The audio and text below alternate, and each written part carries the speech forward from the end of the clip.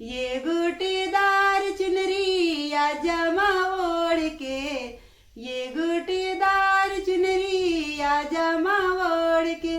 शंकर भी आए हैं पार्वती जी आई, शंकर भी आए मैया पार्वती जी भी आई, गणेश भी आए मैया कैलाश छोड़ के, गणेश जी आए मैया कैलाश छोड़ के।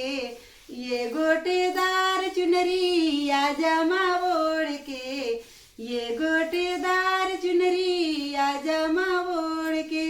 राधा भी आई मैया कृष्णा भी आए, राधा भी आई मैया कृष्णा भी आए, रुक्मणी आई मैया द्वारिका छोड़ के, रुक्मणी आई मैया द्वारिका छोड़ के।